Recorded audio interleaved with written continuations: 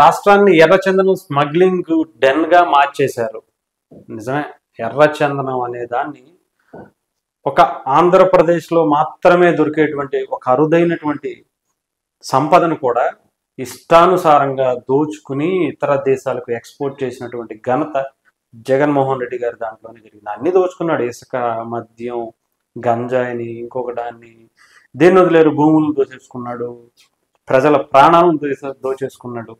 ముఖ్యంగా స్మగ్లింగ్కి సంబంధించి చంద్రబాబు గారు నిన్న ప్రజెంటేషన్ ఇచ్చారు. దాంట్లో చూడండి, విశాఖ రుషికొండ అక్రమ కట్టడం గురించి వివరిస్తున్నటువంటి నారా చంద్రబాబు నాయుడు గారు. ఇది కూడా అంటే రుషికొండ అనేది విశాఖకి ఎన్నో తరాలుగా ఎన్నో తుఫాన్లను, ఎన్నో విపత్తులను ఆ కొండ అడ్డు పెట్టి ముందు నేనున్నాను, నన్ను దాటి విశాఖ దగ్గరికి వెళ్ళాలి అనే రీతిలో ఆ రుషికొండ ఉంటే దానిని కూడా సగానికి సగం కొట్టేసి ఈయన విలాసమైనటువంటి ఆ బాత్రూమ్ వెళ్ళడానికి, ఆ దాంట్లో చూసుకుని ఆ వ్యూలో కూర్చొని చూసుకోవడానికి బాత్రూమ్కి 500 కోట్ల రూపాయల డబ్బులు, ప్రజల సొమ్మును జలగల పీల్చేసి కట్టుకున్నటువంటి విలాసమైనటువంటి భవనం. పైగా ఆ హైదరాబాద్లో పలక్నామా ప్యాలెస్ లేదా ఇంకొక ప్యాలెస్ లేదా, అవి కట్టింది మీరు కాదురా బాబు, వాళ్ళ కాదు వీళ్ళ కాదు, అది కట్టింది నిజాములు కట్టుకున్నారు. మీరు కూడా నిజాముల్లాగే వ్యవహరించారు కాబట్టి ఇలా కట్టుకుంటున్నారేమో. ఇంత విలాసవంతమైనటువంటి భవనాల్లో అసలు నిజంగా 500 కోట్ల రూపాయలు పెట్టి, ఏంటది, ఎన్నో కోట్ల రూపాయలు పెట్టి బాత్ టబ్బా 36 లక్షల 36 ఏమో అంత దాన్ని పెట్టి బాత్రూమ్ అంట. దాంట్లో మీరు మనుషుల దుర్మార్గులు రా బాబు, ప్రజల సొమ్ముని ఎంత దారుణంగా. ఇకపోతే చూడండి, ఎర్రచందనం స్మగ్లింగ్ కట్టడికి తెదేపా వైకాపా ప్రభుత్వాల మధ్య వ్యత్యాసం.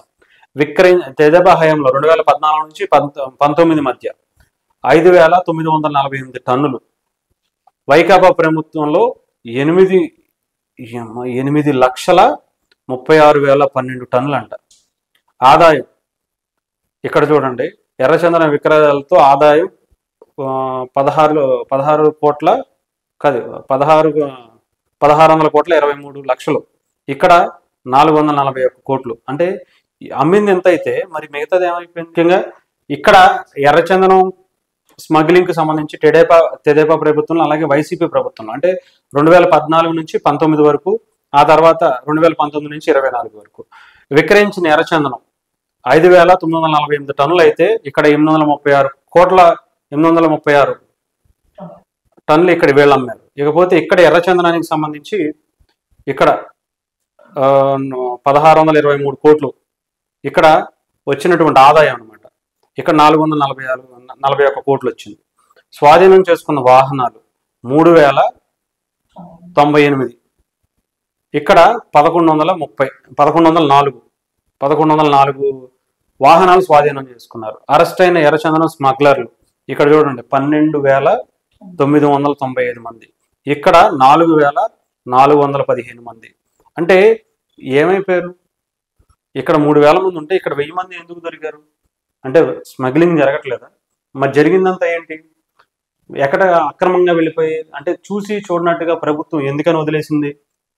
ఇకపోతే ఇక్కడ చూడండి, ఇక్కడ 12,000 మంది, అంటే దాదాపు 13,000 మంది, 5 తక్కువ 13,000 మందిని పట్టుకుంటే ఇక్కడ 4,400 మంది.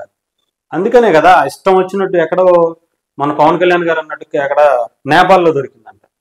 సో ఇక్కడ చూడండి, ఆ పోస్టులు కూడా 230కు పైగా పోస్టులు ఖాళీగా పెట్టారు. ఎర్రచందనం అక్రమ రవాణా నిరోధక కార్యాలయంలో 463 మంది సిబ్బంది ఉండగా 230కు పైగా పోస్టులను ఖాళీగా పెట్టారు.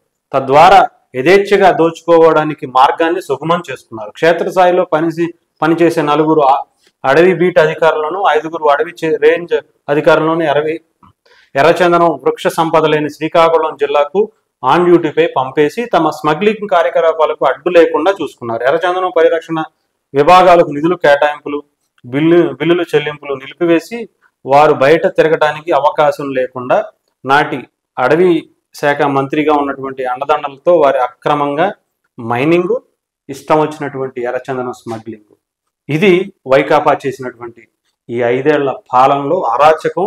దీని ద్వారా వచ్చే డబ్బు, నేను అదే చెప్తున్నా, ఏ రకంగా అయినా సరే వైసీపీకి సంబంధించి మీరు ఎక్కడైనా దోచుకోండి, ఇందాక పంచభూతాలని దోచుకోండి అన్నట్టుగా అన్నీ దోచుకోండి, కానీ నాకు డబ్బులు కావాలి అంతే.